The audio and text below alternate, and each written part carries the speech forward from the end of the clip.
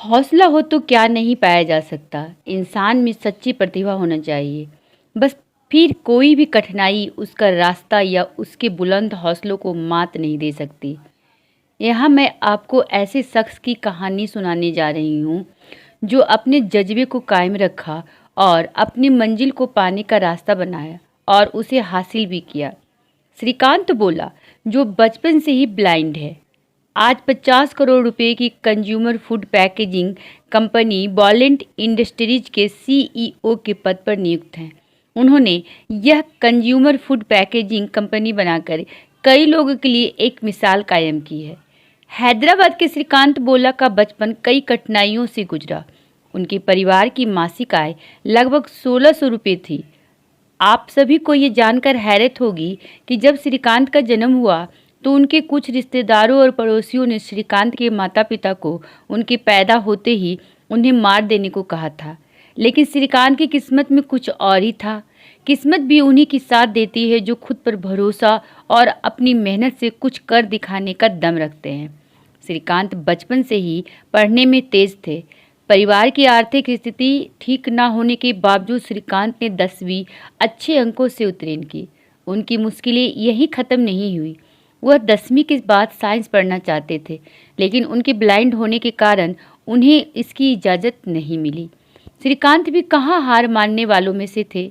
कई महीनों की लड़ाई लड़ने के बाद आखिरकार श्रीकांत को साइंस पढ़ने की इजाज़त मिली और इसी के साथ श्रीकांत देश के पहले ब्लाइंड बने जिन्हें 10वीं के बाद साइंस पढ़ने की अनुमति मिली।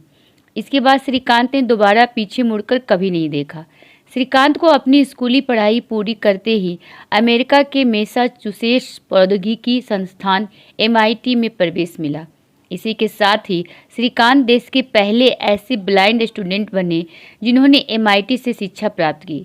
अमेरिका से अपनी शिक्षा लेने के बाद श्रीकांत ने हैदराबाद में अपनी कंपनी की शुरुआत की। श्रीकांत ने लोगों के खाने पीने के सामान की पैकिंग के लिए कंज्यूमर फूड पैकेजिंग कंपनी का गठन किया। इस कंपनी की शुरुआत श्रीकांत ने 8 लोगों की एक टीम से की। उन्होंने उस कंपनी में सबसे पहले आसपास के बेरोजगार लोगों को जोड़ा, जिसमें श्रीकांत ने ब्लाइंड लोगों का काम दिया। जब श्रीकांत की कंपनी अच्छी रफ्तार पकड़ने लगी तो फंडिंग की दिक्कत आना शुरू हुई, लेकिन श्रीकांत इससे पीछे हटने वाले थोड़े ही थे। उन्होंने कई फंडिंग कंपनियों से और निजी बैंकों से फंड जुटाकर अपने काम को आगे बढ़ाया।